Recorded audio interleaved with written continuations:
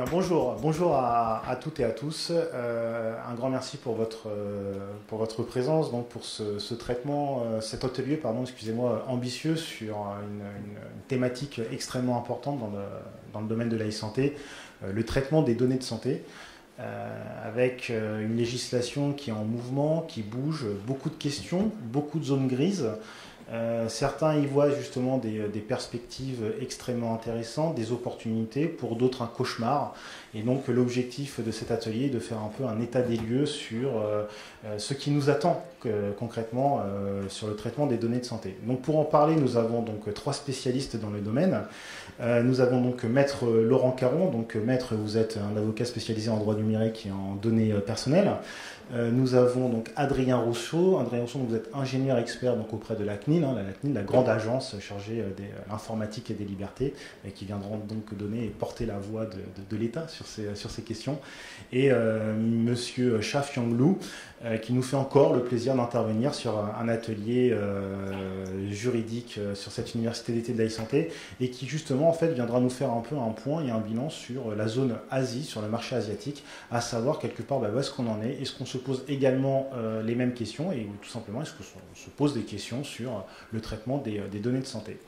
L'objectif donc de cet atelier, c'est d'avoir 3 présentations de nos intervenants. Une fois qu'ils auront terminé leur présentation, on aura un échange de 10-15 minutes pour pouvoir échanger avec nos intervenants. Donc je vais de ce pas laisser la parole à Maître Laurent Caron, qui va introduire et donc qui va nous parler justement de l'impact du projet de règlement européen sur la protection des données personnelles et le traitement des données de santé. Maître, merci Yann. Bonjour à tous et à toutes, merci d'être venus aussi nombreux sur ce sujet qui est présenté sous l'angle un peu de la provocation pour susciter le débat et les échanges. Donc pour ma part, donc je vais donner une big picture, une image un peu rapide de ce qu'est le projet de règlement européen, parce que mon intervention sera complémentaire de celle de la CNIL et de notre ami venu spécialement d'Asie pour nous. Alors, l'impact du projet de règlement européen, le titre le dit, c'est qu'il va y avoir un mouvement qui va se passer autour des traitements de données à caractère personnel et autour de tout ce dont on parle autour de cette université de l'e-santé, un grand nombre de traitements de données. Alors, l'objectif du PRDP, du projet de règlement données personnelles, c'est d'adapter les règles existantes liées à la protection des données personnelles face au développement des technologies. Donc, pour ceux qui n'auraient pas des prérequis sur ce qu'est la réglementation actuelle, rapidement, donc c'est un projet de 2012 qui rentre dans sa dernière ligne droite, qui devrait arriver en 2016. Il est actuellement dans ce qu'on appelle la procédure de trilogue au sein de l'Union européenne. Il vise à partir des règles et des textes résultant d'une directive qui existe depuis 1995, la directive 95-46, sur la protection des données personnelles, à harmoniser et à augmenter le niveau d'application de certaines règles sur des points très précis et très pragmatiques que l'on va retrouver dans les projets concrets de systèmes d'information, que l'on soit un laboratoire pharmaceutique, que l'on soit un fabricant d'objets connectés, un éditeur de logiciels, un fournisseur de big data, etc. Il y a un tronc commun de volets qui vont se mettre à niveau. Donc, sur ce postulat de renforcement de données, ce qu'il faut savoir, c'est que la directive européenne et aujourd'hui le projet de règlement ne traitent pas à 100% des données de santé. C'est des textes qui s'appliquent à tous les secteurs de l'industrie. Simplement, à l'intérieur de ce projet de règlement, il y a ce qu'on appelle les catégories particulières de données. Et donc, dans les catégories particulières de données, où on trouve les opinions philosophiques, religieuses, raciales, etc., les données raciales, on trouve les données sur la santé. Donc, le but, c'est de faire un zoom sur cette évolution s'agissant de la santé. Alors, santé et données sensibles. Parce que dans le monde où nous rentrons, il va falloir, à la fois pour nous, porteurs de projets, mais aussi pour le régulateur, avoir la capacité d'englober l'ensemble des enjeux, non seulement dans la santé publique, lorsqu'on intervient dans le giron de la santé publique, mais aussi bien au-delà, et on voit que bien au-delà, c'est tout ce programme des 3 journées de l'université. C'est le monde des objets connectés, c'est le monde de l'Internet des objets, qui va écraser l'ancienne révolution qui n'a pas eu le temps d'éclore des objets connectés à nos smartphones, et tout ça va disparaître pour rentrer dans l'Internet des objets. Et donc, le régulateur a anticipé cette réforme en 2012, et il est quasiment dépassé par l'évolution technologique. Donc il a voulu conceptualiser, et c'est ça qu'il faut comprendre, il a voulu conceptualiser ces points d'accroche. Là, je reprends dans cette diapositive comment il s'exprime dans ce texte et pour capter ces différents environnements. Alors, premier tiré, il veut capter cette relation du patient dans la relation classique de la prestation de services de santé. Hein, on nous parle de prestation de services de santé. Donc ne pas perdre cette capacité à la réguler. Mais il s'aperçoit qu'il y a aussi un monde de services et donc de monétisation, notamment les moyens de paiement, qui fait qu'on achète de la santé désormais. Donc il y a de multitudes de relations avec l'univers de la santé où on va produire des informations, notamment sur les paiements, mais on le voit avec les smartphones, où vous avez le fait qu'un smartphone qui est géolocalisé va produire des données de géolocalisation. Et si vous avez une application qui vise à anticiper les risques de pollen ou d'allergie, la question se pose de savoir est-ce que finalement il s'est produit autour d'une relation dont on ne sait pas si elle est bien-être ou santé, est-ce qu'il a été produit des informations et comment va-t-on les qualifier pour savoir si elles ont un statut. Et ce statut, on va le voir, ça va se décliner, la sécurité et la confidentialité, la gestion des habilitations, la proportionnalité de ce qu'on collecte, la minimisation, savoir ne pas trop collecter de données, tout ça va se caler sur la capacité à comprendre l'environnement dans lequel on est. Et donc, le législateur européen emploie des expressions comme, troisième tiré, numéro et symbole attribués aux patients. Donc on ne sait pas trop ce que ça veut dire, mais on comprend que dans ce monde-là, la grande difficulté qu'on va tous avoir, c'est effectivement comment on va représenter la santé.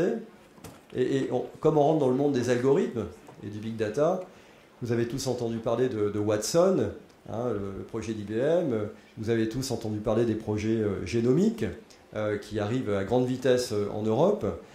Effectivement, comment appréhender tout ça sous l'angle des définitions classiques que l'on a.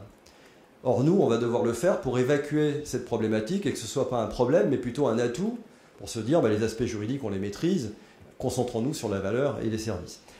Ensuite, vous avez effectivement les informations d'identification. Donc là, je vais accélérer. Les informations d'identification, parce qu'on a compris la logique. Informations d'identification de manière univoque à des fins médicales. Les informations obtenues lors d'un contrôle ou de l'examen d'un organe ou d'une substance corporelle, y compris des échantillons biologiques. Alors on voit qu'avec l'e-santé qui arrive, si vous regardez les différentes expériences déjà que les labos pharmaceutiques font pour aider à accompagner les patients dans la connaissance des maladies chroniques, c'est tout ce qui permet d'observer la rétine, ce qui permet de faire des prélèvements sur le doigt, etc. On a finalement, ils ont déjà anticipé de manière conceptuelle cette problématique, c'est que la donnée qui va être produite, par d'autres moyens, elle est un petit peu révolutionnaire en termes d'appréhension. Et j'ai ici un article d'un monsieur qui s'appelle Jeffrey Holguin, qui est un grand spécialiste des études cliniques aux États-Unis, qui explique que lui, je vous donnerai les références, en fait, il fait des études cliniques aujourd'hui sur des milliers de personnes qu'avec des objets connectés et des nouvelles technologies. Donc en fait, ça bouleverse l'appréhension des enjeux juridiques. Et là, on nous dit, pour clôturer cette diapositive introductive, c'est toute information concernant par exemple une maladie, un handicap, un risque de maladie. Et aujourd'hui, Watson, le travail sur le génome et tout ce recoupement de données, c'est ça, c'est le risque pour mieux accompagner. Le risque de maladie, un dossier médical, ça c'est... Le dossier médical, en fait, c'est Health, santé d'Apple, dans le smartphone, c'est... un dossier médical, sauf qu'il n'est pas rempli, mais c'est un dossier médical qui d'ailleurs s'auto-alimente par le smartphone lui-même, puisque lorsqu'on marche et qu'à partir de l'iPhone 5S, on produit la cadence des pas.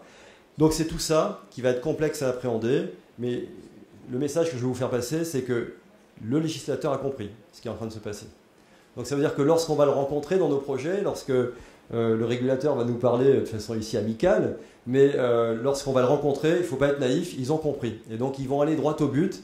Et l'objectif des 3 slides qui suivent, c'est de dire préparons-nous dans cette logique de conformité, à préparer nos dossiers, préparer nos projets, à anticiper les enjeux, parce que c'est complexe pour tout le monde, ça peut devenir difficile à arbitrer en termes de conformité.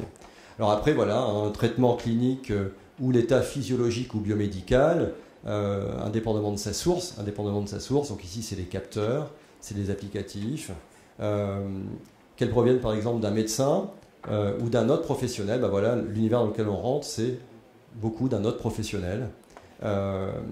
Épreuves, diagnostics, in vitro. Bon. Alors, ce qu'il faut comprendre aussi, c'est que nous avons des esquisses de définition, et c'est là que ça se complique. C'est là qu'il y a des inquiétudes. C'est dans quel, est-ce que oui ou non, nous avons des données des catégories particulières de données, des données sensibles, et si l'on en a et que nous en avons sous l'angle de la santé, quelle est la classification? Alors la classification aujourd'hui, c'est une nouveauté dans le projet de règlement européen. 3 catégories: données génétiques, données biométriques, données concernant la santé. Aucune de ces catégories n'est vraiment inutile parce que chacune correspond à un enjeu de ce qui est en train de se produire. Je commencerai par la 3e, les données concernant la santé. C'est la plus grande innovation de l'e-santé, c'est que les données concernant la santé sont illimitées. Puisqu'on voit bien que le fait que j'habite Paris et que j'ai un problème éventuellement, j'ai un problème de réaction au soleil, je sais que je pars en week-end et que je m'expose au soleil en Provence, mais je ne sais pas que ça a un impact. C'est mon smartphone qui va le savoir, puisque si je suis géolocalisé, donc c'est un intérêt. Donc en fait, il y a tout un univers de données qui apparaissent concernant la santé. Donc il faut surtout, c'est un conseil d'amis, c'est surtout sortir de la vision figée, données de santé, pas données de santé, ça c'est terminé. Le législateur européen, il veut protéger la donnée en fait qui a trait à la vie privée, que ce soit du bien-être ou de la santé. Si ça qualifie un état de santé ou concernant la santé, pour nous, c'est attention, il faut franchir des jalons de conformité. Donc c'est ça la révolution. Alors après, effectivement, on a parfois des données biométriques ou alors des données génétiques, mais je dirais que pour moi, c'est l'enjeu, il est essentiellement là pour la plupart des intervenants. Alors, nous sommes face à des défis multiples. Que l'on soit dans la santé pure, dans le médico-social, dans l'industrie du bien-être, que l'on soit constructeur de dispositifs médicaux ou de capteurs, que l'on soit fournisseur d'algorithmes. Aujourd'hui, vous pouvez, en cloud, peu importe le degré de fiabilité, j'appréhende les concepts, vous pouvez acheter une prestation de big data, puisque vous savez que le dernier concept à la mode, c'est le DaaS, c'est le Data as a Service, c'est ça la révolution actuelle. On va chercher les statistiques dehors, Google va en fournir, Watson d'IBM va en fournir, etc. L'enjeu ici également, ça va être cette industrie effectivement des capteurs qui vont faire que de nouveaux entrants, qui étaient vos partenaires commerciaux habituels sur commande pour vous fournir des outils, des moyens de collecte de données ou de traitement, deviennent eux-mêmes des acteurs de ce qu'on appelle la Driven Data Economy, c'est-à-dire l'économie dont le moteur c'est la data. Et donc, on regarde ces différents enjeux.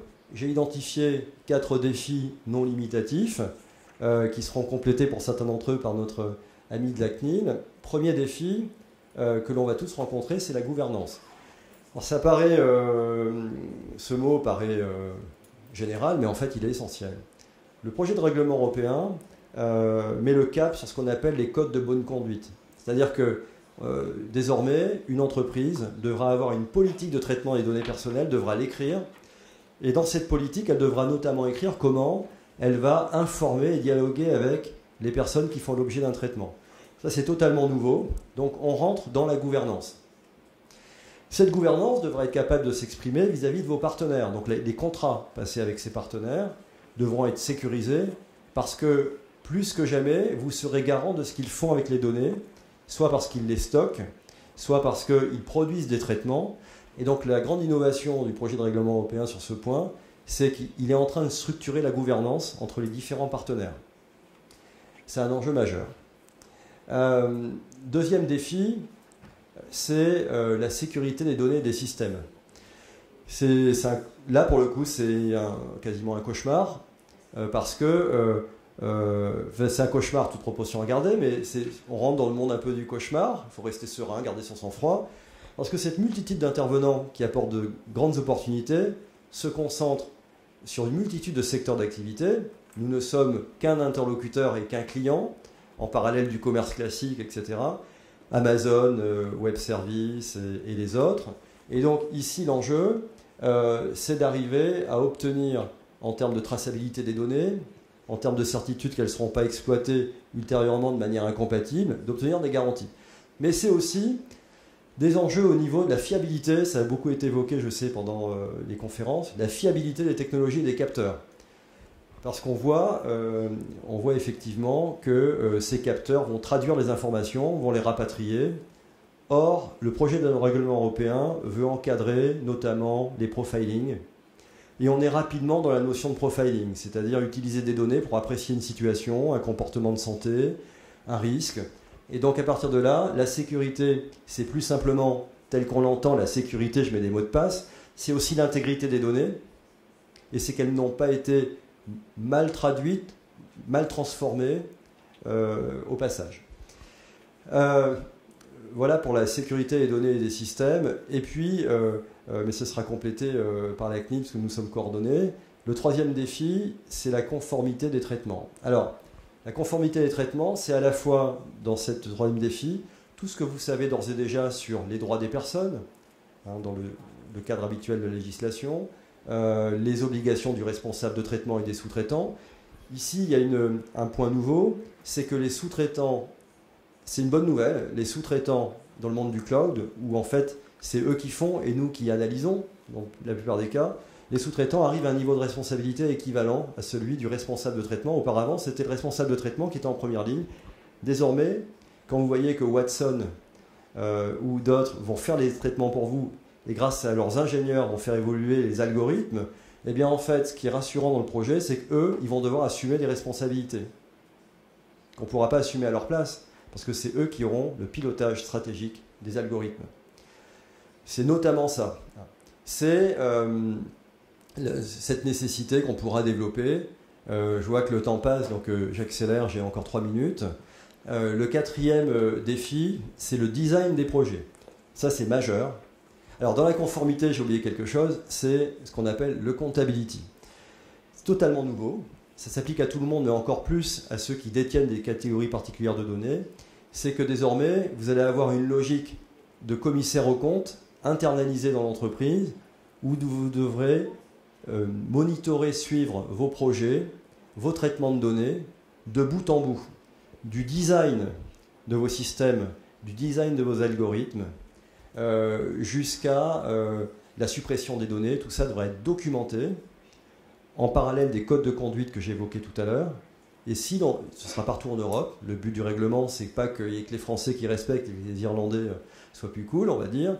Donc tout le monde aura l'obligation d'avoir ces placards, ce sera informatisé, mais ces placards de documentation avec des méthodologies, et on sera contrôlé avec des risques de sanctions. Donc on voit que dans la santé, ça va être particulièrement rude parce que lorsque ce n'est pas nous qui avons fabriqué les applicatifs et qu'on utilise les données, jusqu'où on peut être compliant vis-à-vis de ceux qui nous fournissent les moyens, ça va être ces fameux contrats. Sur ce point, vous le savez peut-être, si on prend l'exemple d'Apple, vous savez qu'Apple, ses 3 prochains chantiers en termes de développement, c'est 3 niveaux de données qui vont ajouter à santé. 1, c'est les données sur l'hydratation. 2, c'est l'exposition au soleil. 3, c'est l'ovulation. Ils appellent ça l'ovulation. Donc c'est ça, et donc autour de tout ça, des tas de capteurs et d'objets connectés, enfin c'est l'espoir de cette nouvelle économie, mais c'est aussi l'espoir de ceux qui veulent faire des études cliniques peut-être plus proches de la vie, dans certains domaines, que d'utiliser cet ensemble. Donc la conformité va être complexe. Le design des projets, privacy by default, privacy by design, c'est être capable, dans les bouclets de projet, de mettre en place des mesures d'organisation pour que ce qu'on a compris en gouvernance, qu'on s'impose, ce qu'on a compris et que l'on s'impose en sécurité et en conformité, ce soit visible dans le fonctionnement des projets. Voilà, et en conclusion rapide, et ensuite nous allons pouvoir échanger sur cette présentation vraiment très très générale, quels enseignements on peut en tirer? Beaucoup, donc j'en ai retenu 1, 2, 3, 4, 5. On pourra en avoir 5 différents, mais ça ce sont les miens. Premier point, le droit de la protection des données personnelles appliqué à l'e-santé prend ses marques. Il prend ses marques, donc il n'est pas stabilisé. Vous avez eu une présentation, je crois, assez remarquable sur le livre vert sur la santé mobile, qui vous a montré à quel point c'est un challenge, puisque le smartphone et la tablette sont le point d'entrée d'une nouvelle relation de santé ou dans le monde médico-social, jusqu'à s'associer des dispositifs médicaux qui parfois en sont des vrais ou n'en sont pas des vrais, mais qui ont quand même un rôle dont on pense qu'il est celui d'un dispositif médical. Donc ça prend ses marques, donc il faut vraiment suivre les projets et avoir l'œil sur les éventuels risques avec des logiques dites de checklist. Deuxième enjeu, il faut être en veille, il y a énormément de veille. Deux, pourquoi il faut faire de la veille? Parce que dans le projet de règlement européen, vous savez que nous avions le groupe article 29. C'est un groupe qui réunit toutes les CNIL européennes et qui produit des documents régulièrement sur des thèmes. Il y a eu en 2007 ou en 2003 un document sur le traitement des données génomiques. Et puis il y a eu quelques documents sur la santé et les traitements de données.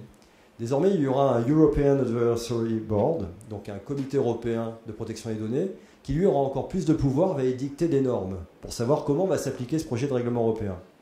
Donc chaque fois qu'un travail de ce type va sortir, voire en amont, en lobbying, vous n'avez pas entendu, en lobbying ou en faisant passer les messages via vos organisations professionnelles, être présent pour ne pas subir l'application concrète des principes généraux qui vont être dans le règlement. Deuxième grand point, adapter la conformité des projets e-santé. Alors je parle d'e-santé volontairement, parce que tout ça c'est devenu une espèce de e-santé, on ne sait pas trop ce que c'est, mais on voit bien que c'est beaucoup de choses. En fonction des spécificités des scénarios, voilà, donc il faudra être capable de maîtriser ces scénarios de traitement et de collecte de données, des schémas d'innovation et des écosystèmes, bien écosystèmes, les serveurs, les smartphones, les algorithmes, les data centers, les dispositifs de big data, donc les écosystèmes pour maîtriser les défis de la data protection, pour donner aux organisations une capacité de gouvernance des enjeux. Les enjeux, il n'y a que vous qui pouvez les identifier parce que c'est les enjeux de vos projets. Vos projets sont souvent uniques, spécifiques. Adopter la méthode de l'analyse d'impact, nous en parlerons tout à l'heure, c'est majeur dans le projet de règlement européen. Lorsque les traitements atteignent un certain niveau de sensibilité, il faut faire des analyses d'impact. Donc la méthodologie avec un scoop d'un nouveau travail de la CNIL qui vient de sortir, qui nous sera présenté, analyse d'impact comme dorsale de la conduite de projet et savoir en tirer les enseignements. Ça, on vous demandera des comptes là-dessus. Tirer les enseignements de vos constats. Sur le plan de la protection des données personnelles et identifier les véritables défis. Tout n'est pas défi. Il y a des choses simples, tout n'est pas défi. Mais... Alors, accompagner l'innovation durable, c'est ce qu'on attend dans ce monde nouveau, grâce à une régulation interne de l'innovation. Donc, se réguler en interne, mais les labos pharmaceutiques savent déjà le faire avec les pharmaciens responsables. Mais les nouveaux entrants, on ne sait pas. Grâce à une régulation interne de l'innovation, avec en appui les approches privacy by design et by default qu'on va évoquer. Et enfin, placer les projets e-santé dans le cadre d'une fonction interne de conformité, parce que dans ce projet, vous avez la montée en puissance de la fonction de conformité interne qu'on connaît en France, qui s'appelle le CIL, le correspondant informatique liberté, mais c'est l'ancêtre de ce qui arrive. Là, on a un DPO, et en fait, il ne regardera pas uniquement les avions passés, même si le CIL fait un travail sérieux, c'est que là, il va être la cheville ouvrière de la conformité. Ça ressemble beaucoup au pharmacien responsable. Il va être la cheville ouvrière, le futur DPO, et qui devient un homme clé d'innovation dans l'e-santé, à l'image du privacy officer dans l'économie des entreprises traditionnelles innovantes ou des pure players côté Silicon Valley ou ailleurs. Voilà en quelques slides très très générales. J'espère qu'ils vont susciter le débat et les questions. Je te repasse la parole, Yann.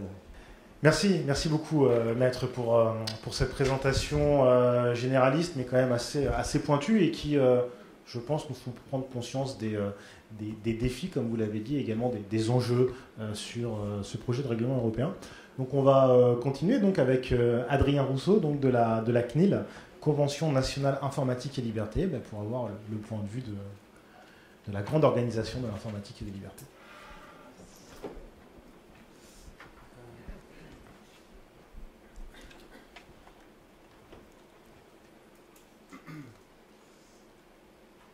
Excusez-moi, le temps que ça s'ouvre, je vais me présenter. Donc Adrien Rousseau, je suis ingénieur au service de l'expertise de la commission. nationale de l'informatique et des libertés. Mon rôle à la CNIL, c'est de m'assurer avec les juristes avec qui je travaille de la conformité des traitements de données à caractère personnel et plus précisément de les aider d'aider les juristes à comprendre le système, comment il fonctionne, où vont les données, et d'aider les responsables de traitement à mettre en œuvre les mesures de sécurité qui sont adéquates et pertinentes par rapport aux données qu'ils ont et par rapport au système et aux risques qui peuvent peser sur ces systèmes d'information. Je vais, dans ma présentation, commencer par un bref rappel de ce qu'est la CNIL et de où on vient et comment ça marche. Et ensuite, je vous présenterai plus concrètement, on va dire, comment faire pour être en conformité par rapport au projet de règlement de demain. La CNIL, dès aujourd'hui, voit même hier, voit ce projet de règlement et fait tout pour proposer des outils, proposer des méthodes pour aider les responsables de traitement à déjà être en conformité aujourd'hui par rapport à ce qui va se faire demain et ce qui est déjà prévu par le projet de règlement. Donc très rapidement, la CNIL, c'est donc une institution qui a été créée par une loi en 1978, donc c'était déjà il y a sacrément longtemps, en 95 il y a eu une directive qui a été ensuite réintégrée en 2004 dans la loi informatique et liberté. Ça n'a pas beaucoup modifié la loi et elle ressemble fortement à ce qu'elle était déjà en 1978, malgré toutes les évolutions des technologies qu'il y a pu y avoir, l'arrivée d'Internet et tout ce qu'on connaît aujourd'hui, les objets connectés. La loi est encore là et elle reste applicable et elle s'applique, je trouve, assez bien. Donc très rapidement, une donnée personnelle, tout ce qu'on peut voir ici, ce sont des données à caractère personnel, une adresse IP, le génome, etc. Ce sont des données à caractère personnel et donc il faut bien le prendre en compte parce que dans ces cas-là, il y a des règles qui s'appliquent. On l'a vu, donc le projet de règlement qui, depuis 2012, a été initié et qui va apporter de nouvelles responsabilités et de nouveaux droits pour les personnes. La CNIL, très rapidement, donc c'est 17 membres et les services de la commission dont je fais partie, donc ce sont 190 personnes, un petit peu plus que ce qui est écrit ici. Et notre rôle, c'est de voir quel est le cadre éthique du numérique et comment est-ce qu'on respecte la vie privée des personnes. Pour ça, on a deux choses. On va informer, conseiller les personnes, ce que je viens faire ici, informer et conseiller, mais également avec le site internet, et ensuite contrôler et sanctionner. Et donc, le contrôle préalable lorsqu'on reçoit des dossiers actuellement, qui demain seront peut-être faits directement par le responsable de traitement, on ne passera pas par la CNIL. Par contre, les pouvoirs de contrôle et de sanction vont plus rester, et donc on va pouvoir venir sur place dans les entreprises, contrôler, vérifier la conformité des traitements de données, et éventuellement, s'il y a des problèmes, sanctionner. Donc pour se mettre en conformité, qu'est-ce que ça veut dire ? Ça veut dire maîtriser les risques. Mais bon, maîtriser les risques, qu'est-ce que c'est ça aussi, et comment est-ce qu'on fait ? Je vais vous présenter ça. D'abord, je vais vous rappeler quand même très rapidement les quelques principes de la loi informatique et liberté qui se retrouvent globalement dans le projet de règlement. Donc il faut toujours un objectif à son projet, il faut toujours dans un projet savoir quelle est la donnée qu'on va récupérer, et je veux quand même rappeler que c'est pas parce qu'une donnée est accessible que c'est éthique de l'utiliser ou légal de l'utiliser. Il faut bien faire attention à ça. On peut éventuellement, avec des API, avec plein de systèmes, récupérer des données parce que l'utilisateur va nous donner accès, par exemple, à son poids via une API. Et en fait, avec cet accès au poids, je peux également récupérer plein de données sur les pas. C'est pas parce que je peux y accéder que je vais devoir les stocker et en faire quelque chose si le service n'en a pas besoin. Et ensuite, il faut toujours prévoir donc, des durées de conservation, les mesures de sécurité qui doivent être prévues aussi sur le système, et c'est ce sur quoi je vais insister après, et bien évidemment les droits des personnes. Mais il y a aussi dans la vie privée, il y a aussi le code et dans la santé, le code de la santé publique qui a aussi un certain nombre d'obligations qui, elles, ne seront pas forcément modifiées par le projet de règlement.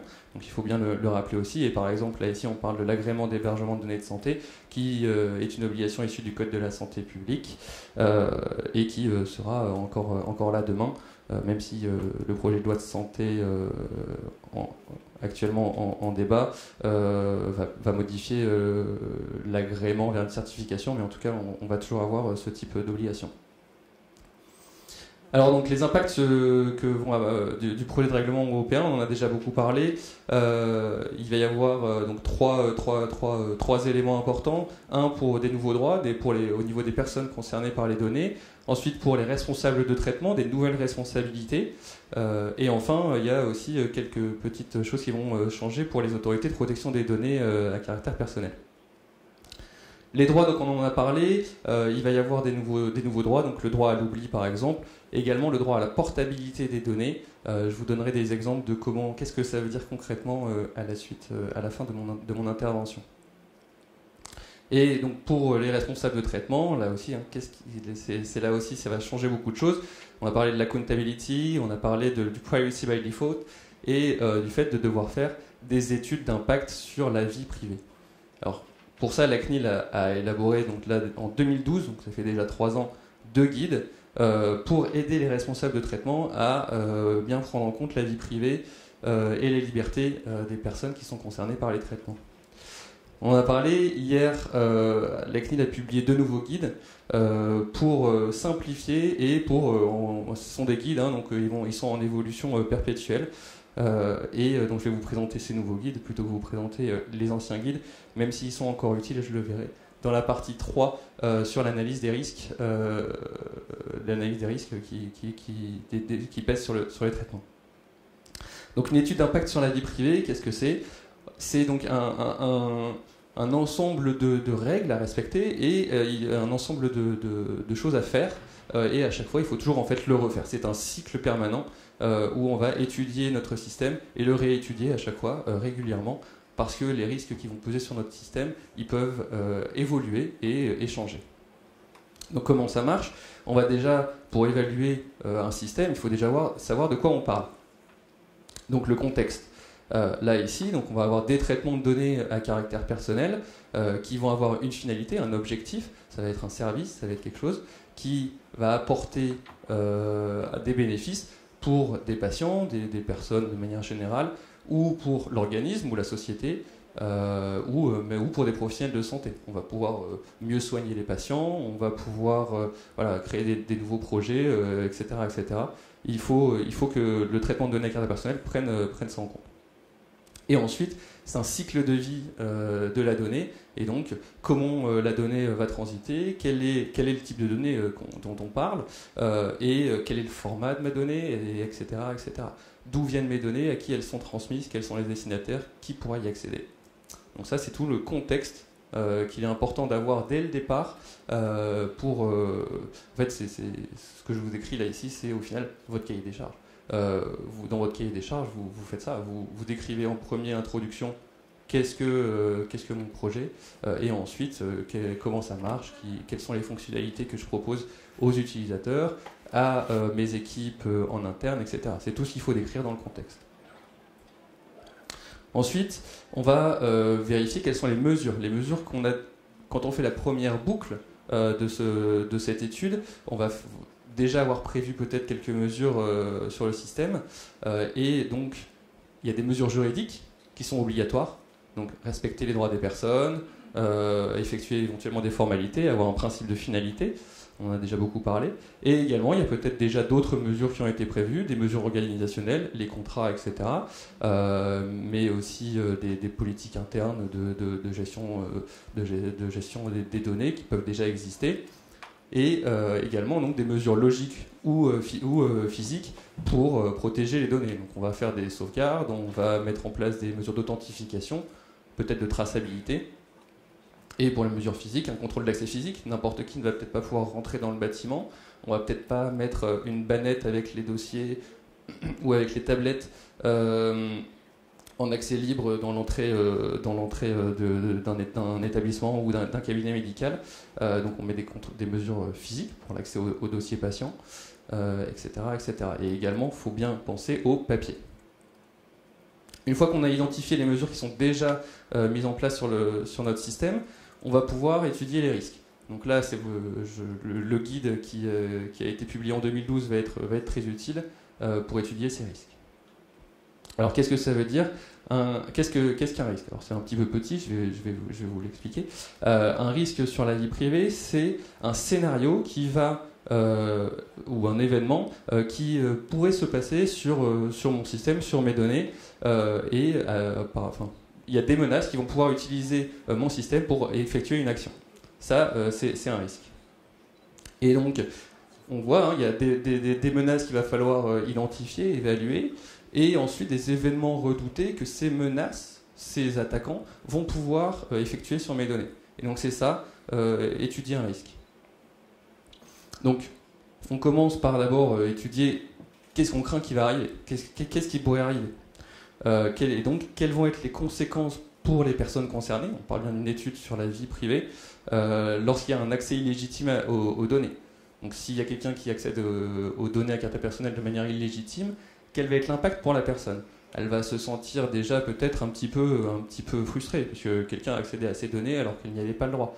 Il va peut-être y avoir d'autres impacts, peut-être sur on en parle beaucoup en ce moment, sur son assurance maladie, sur le prix de son assurance, voilà, il y a tout ce qui pourrait arriver dans ces cas-là. Si jamais les données étaient modifiées, qu'est-ce qui pourrait arriver? Si jamais une donnée médicale dans le dossier patient a été modifiée, on peut peut-être aller jusqu'au décès du patient. Donc il faut bien l'identifier, il faut bien savoir quelle donnée va être importante dans mon système et si jamais ça arrive, qu'est-ce qui va se passer? Et également, donc, si jamais les données disparaissaient. Ensuite, comment ce qu'on a identifié, comment ces menaces qu'on a identifiées pourront arriver? Et là, donc on va essayer de chercher la vraisemblance en fait de notre risque. Qui va pouvoir utiliser les failles éventuelles de mon système? Est-ce qu'il y a des failles sur mon système? Dans ces cas-là, quelle est la capacité de la source du risque, de la menace, de l'attaquant à utiliser ces failles de mon système pour l'exploiter et récupérer des données à caractère personnel, par exemple. Donc là, on va parler de vraisemblance de la menace. Et enfin, une fois qu'on a fait tout ça, on a donc évalué la gravité en premier, puis la vraisemblance de la menace. On a ça, on peut se faire une petite matrice qu'on voit ici, qui va représenter les risques. Et l'idée, c'est de pouvoir redescendre les risques en bas à gauche du tableau, là où ils sont bien identifiés et où on a appliqué des mesures adéquates. Il peut y avoir encore des risques dans la partie qu'on voit en rouge ici. C'est pas forcément grave, on va dire. Il faut le savoir, c'est surtout ça l'important, parce que derrière, ça permet de prendre une décision. En fait, derrière, il y a quand même quelqu'un qui va pouvoir prendre une décision par rapport aux mesures qui ont été appliquées, par rapport aux impacts que ça peut avoir sur les personnes concernées. Est-ce que je suis d'accord pour mettre en place ce dispositif? Si jamais j'estime que la balance est trop forte et qu'il y a un enjeu trop important pour les personnes ou pour mon organisation, dans ces cas-là, je refais un tour et je reboucle. Et donc, je vais revoir quelles sont les mesures que je vais pouvoir mettre en plus sur mon système d'information pour que, au final, je puisse prendre une décision éclairée qui me satisfasse. Donc voilà ce que c'est que une étude d'impact sur la vie privée. Voilà comment on l'a fait. Les deux guides donc, sont disponibles sur le site de la commission donc depuis hier. Et vous pouvez y aller, c'est sur la page d'accueil. Ouais, je vais juste deux petites slides supplémentaires. Le projet de règlement va aussi apporter donc, en contrepartie pour les autorités de protection des données une meilleure gouvernance, on en a parlé, et aussi un montant des sanctions qui va augmenter et qui pourrait être jusqu'à 5% du chiffre d'affaires mondial de la société. Donc voilà quels sont les impacts du projet de règlement européen. Et là, je vais vous donner quelques exemples. Alors, je donne des exemples de sociétés existantes. C'est pas parce que je donne ces exemples que les sociétés sont totalement en conformité ou qu'elles ne le sont pas du tout. Ce sont des exemples de bonnes pratiques qu'elles ont pu avoir. Ça, c'est juste pour vous montrer le bracelet de Jawbone, pour être sûr que les personnes, en fait, au départ, consentent à transmettre les données. Il fallait plugger. C'était pas du Bluetooth, c'était pas tous ces systèmes-là. Les personnes vraiment devaient brancher le Jawbone sur l'appareil, et à ce moment-là, les données étaient synchronisées. La personne était informée de ce qui se passait avec ces données. Un autre exemple, c'est pour un projet de recherche où, avant que les personnes puissent utiliser l'application de recherche avec le Health Kit, les personnes ont une vingtaine de slides à regarder qui leur expliquent comment va fonctionner le système et qu'à la fin, on leur explique qu'il y a toujours un risque pour votre vie privée. L'utilisation de l'application a un risque. Si vous continuez, vous acceptez ce risque. Et à la fin, il y a un petit questionnaire. Si vous avez faux à une réponse au questionnaire, vous ne pouvez pas utiliser l'application et vous devez revenir au début des explications. Donc c'est quelque chose de très intéressant, mais qui pour un projet de recherche est très pertinent. Ça permet d'être sûr que les personnes qui vont utiliser l'application sont vraiment volontaires et ont bien compris ce qui va se passer. Une autre application qui permet, là ici, de mesurer le sommeil, et les données sont envoyées sur un boîtier qui est chez soi et qui va préanalyser les données avant de les transmettre sur les serveurs. Ça permet d'économiser du temps de serveur, ça permet d'économiser du temps machine, des sous sur l'hébergement de données de santé agréées. Enfin, là ici donc un exemple de WeThings où on peut voir les différentes applications qu'on va connecter à son service avec est-ce que les données vont vers WeThings ou est-ce que les données reviennent vers l'autre opérateur, et un moyen très facile de déconnecter le système. Et enfin, un exemple de portabilité des données. Comment faire pour voilà. C'est très simple d'être déjà compliant avec le projet de règlement européen. Il suffit là ici de mettre en place ce type de système pour redonner à la personne les données qui les concernent. Voilà. Je vous remercie pour votre attention. Merci beaucoup Monsieur Rousseau pour cette présentation qui, je pense, ne manquera pas de susciter des questions, de nombreuses questions. Donc nous allons demander à Monsieur Chia-Fiang Li donc de bien vouloir venir. Alors Monsieur Chia-Fiang Li nous fait le plaisir de venir spécialement du Japon. C'est un spécialiste de ces questions sur le marché asiatique. Donc déjà, peut-être quelques questions vraiment généralistes avant de commencer. Au final, est-ce qu'en Asie, dans les pays asiatiques, il existe des commissions, comme on peut avoir en France la Commission nationale informatique et liberté, des agences publiques, des agences d'État, où quelque part je dois faire une demande de déclaration, une demande de certification avant de traiter certaines données. Est-ce qu'il existe un projet de règlement ou des réglementations communes entre divers États, comme on peut l'avoir en France au sein de l'Union européenne? Et quelque part, est-ce que pour les porteurs de projets en matière de e-santé, le traitement des données de santé, comme c'est la thématique un peu de notre atelier, ils voient ça comme des opportunités, un cauchemar. Donc déjà en introduisant de façon vraiment généraliste. Okay, thank you. I think first of all, your question one is that I think right now, currently, Japan doesn't have a comparable commission or agency. However, very sooner or later, in fact, based on a new amendment of the act, that Japan will establish a personal information protection committee, which is not really a public agency, but work as a third party authorized by the government. So this is kind of commission will play a comparable role to the French case. And whether Japan has a similar e-health or m-health initiative, I don't think they have the same degree of sophisticated understanding of such field.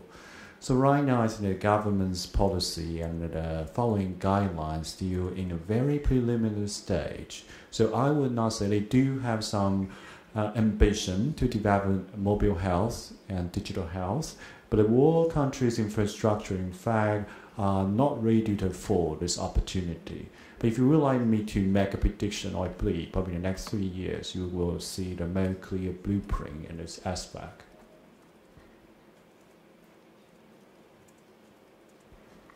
D'accord, merci beaucoup pour cette introduction. Et donc de façon sur le marché asiatique, qu'est-ce que vous voudriez rajouter comme thématique intéressante, par exemple pour un porteur de projet qui souhaite aller sur le marché asiatique, qui va avoir des traitements de données de santé? Est-ce que pour vous il y a des défis, est-ce qu'il y a des questions clés à se poser? Well, I think this question is a $1 million question, basically, is across more than 30 countries in Asia. I think basically, if you look into the economic point, I would say probably it's very different from Europe. I mean, Europe have a long tradition, awareness to protect the human rights. A lot of the legislation coming from, because we like to protect an individual right. But in Asia, it's very opposite. It's normally like economic development agencies say, we would like to develop a certain industry, and they see some legal issue. Then they develop a following legislation.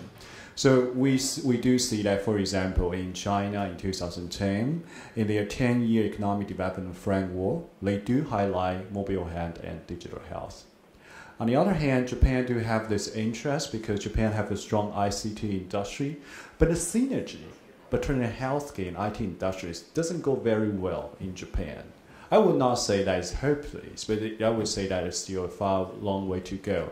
But you do can see that the Japanese government would like to make a lot of effort to create a cross-disciplinary function or certain committee to support the industry development in this field. Korea tend to be a more tricky part because Korea's stakeholder, especially physician part, is very strong. So let's say the doctor association. And the doctor associations, the strong doctor association, in fact, right now present a hurdle for this country to introduce applicable mobile health and digital health because some doctors think they will jeopardize their role in the healthcare delivery. So I'm sorry, I have already been very generous to tell you the 3 largest markets in Asia. The other 27 countries, probably after we have more time, we can go through that. Bien sûr, bien sûr. Est-ce que quand même on a quelques exemples de grands marchés à potentiel, à fort potentiel, où on a quelque part aucune législation relative au traitement des données et des données de santé? I think basically if you look into all Asian countries, the most underdeveloped country in data privacy is Indonesia. There's nothing in Indonesia. And you probably know that Indonesia have about 200 million population. I think it's the largest Muslim country in the world. It's hard to believe.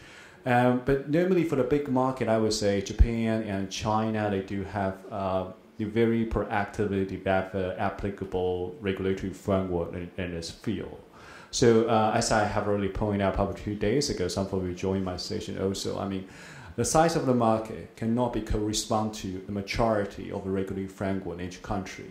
So normally when you go to really like to launch your product, you would like to develop your product concept in the Asian market, the first question you should ask that, what is your financial model? And to see which regulatory uncertainty in each territory will be create a more comfortable environment for you to enter. Because the market size unnecessary can determine your profit. It doesn't mean that the market seems larger and you will earn more money. It's unnecessary because it depends on several factors. Très bien, merci. Donc du coup, si je comprends bien, je peux moi en tant que porteur de projet aller en Indonésie et n'avoir aucune règle, aucune législation à respecter en ce qui concerne le traitement des données de santé, c'est-à-dire pas d'information d'utilisateur, pas de recueil de consentement. C'est bien ça en fait, et les stocker où je veux et en faire ce que je veux. I think one thing I would like to point out is I believe Europeans' understanding of law, statute, regulation are very different from Asian. What I tell you is that, okay, for example, Indonesia doesn't have the regulation, but it doesn't mean that the government will not intervene into your business. Because, you probably know that, in US and in Europe, every time when a government agency talking about policy, they always ask, do I have mandate? Do I have the authority from the Congress, from the Parliament? Will my administrative agency really can exercise such power against a different stakeholder? But in Asia, sometimes the administrative agency itself have owned a lot of authority to do that, even though there is no legislative regulation. But agency probably can always find argument from some very long legislation to implement for some policy concern or for something. So I would not say, okay, Indonesia doesn't have anything. You can just go there. But I think put in a more accurate way, I would say that Indonesia doesn't have anything about data privacy regulation, but it's still likely that government can find another way, to intervene into your business operation. So that's the reason why I say that normally the most challenging part to operate your business in Asia, especially in this field, is not about whether there's a legislation or not. In fact, it's about to what extent the regulatory uncertainty is and how you mitigate those uncertainties. It's a very different approach in Europe and in the US. Très bien, merci. J'aurais juste une dernière question sur un marché qui intéresse beaucoup de porteurs de projets, qui est le marché chinois. Est-ce qu'on a une réglementation spécifique en matière d'information de l'utilisateur ou du patient? Et est-ce qu'on a une législation spécifique en matière de recueillement en fait, de son consentement? I think basically, let's look into the business model itself. I mean, when we talk about it, will always first you come to collection, processing, probably storage, probably you have transfer, then application. So I think right now the Chinese regulatory framework, the most mature part, in fact, is the collection, processing part, but application part, still under development. Especially, let's say that if we're talking about health data, it's not only about data privacy issues, sometimes about health authority, how they regulate application for this data. But its part is still under development because currently, in the past few years, and what we see in the next 3 years, the Chinese authority will still formulate, structure a lot of medical device regulation, which will in direct relation to, let's say, mobile health and digital health. But if you go back to the collection or processing part, in fact, China right now hasn't had a very solid or crystal clear data privacy law and regulation. Probably you can understand because of political situation. Communist Party unnecessarily really respect personal information, right? As you can see, the way they restrict you use the internet. So that's the reason why they are still struggling to establish, a balanced framework to protect the personal information while can fulfill the public interest from the government perspective.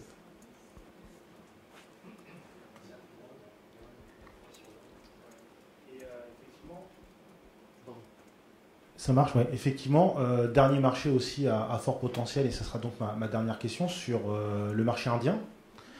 Et donc déjà, est-ce que en fait, on est dans un État qui est pas loin d'un État fédéral en Inde? Est-ce qu'on a plusieurs législations, réglementations? Est-ce qu'on a une seule législation? Et est-ce que quelque part aussi, on a un prémisse ou une législation de protection des données de santé, des protections de données personnelles en Inde? I think currently, India really follow UK practice. It's the common law system, and basically they do have a statute, but the New Delhi authority, they do not really publish enough, let's say, regulation and guideline to guide those people to bear. But you know that India have a very strong base.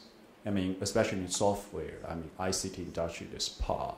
And India's, because territory is so large, this disparity between the region pool is huge. So that should be provide very huge opportunity for telemedicine.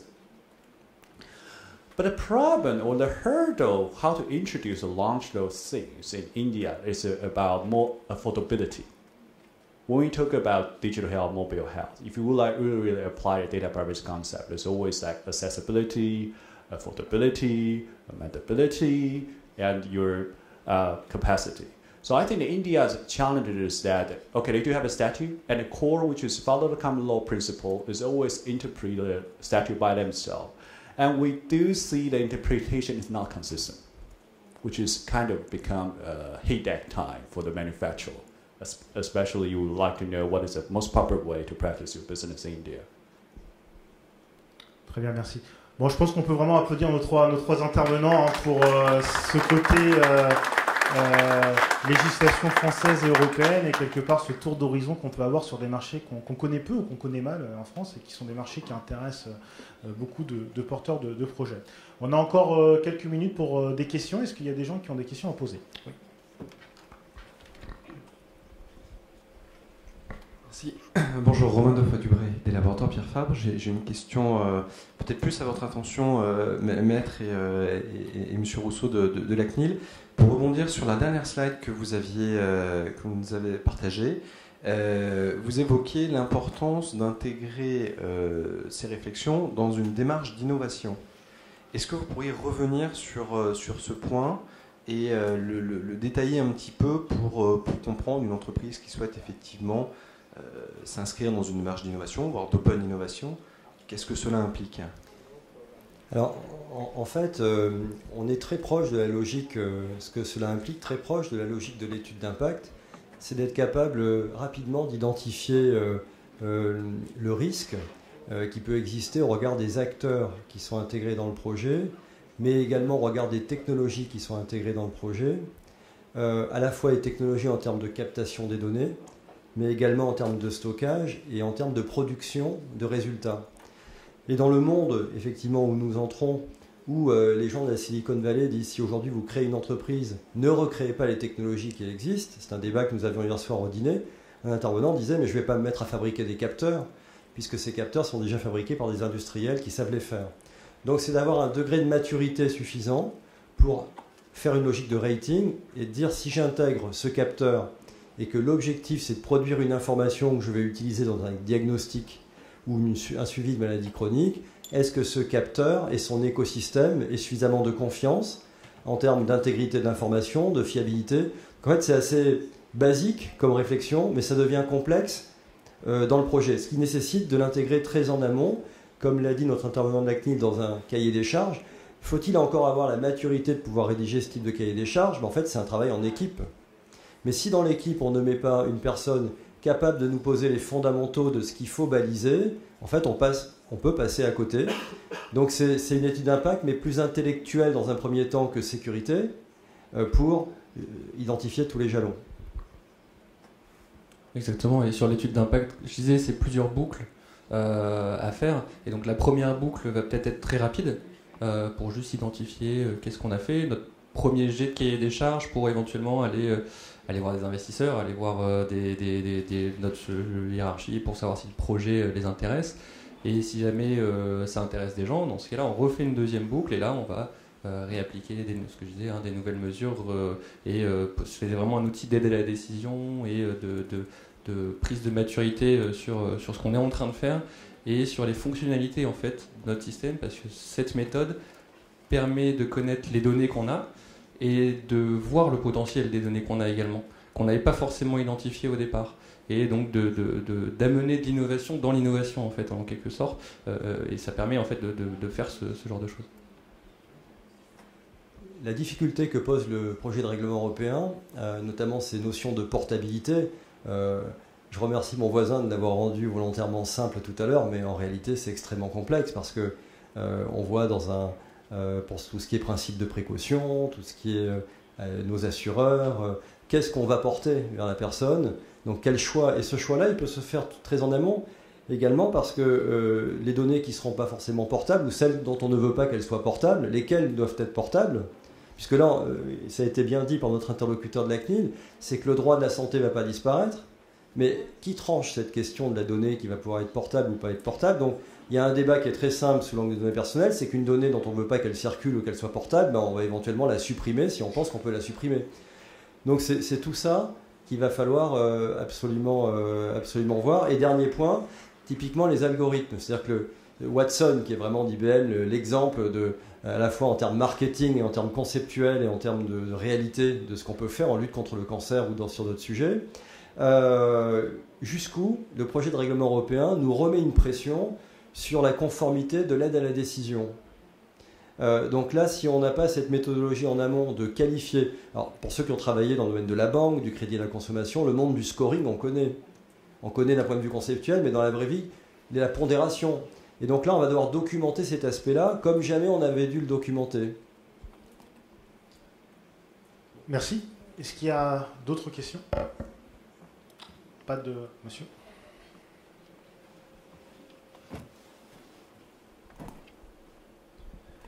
Oui, bonjour. Très fort.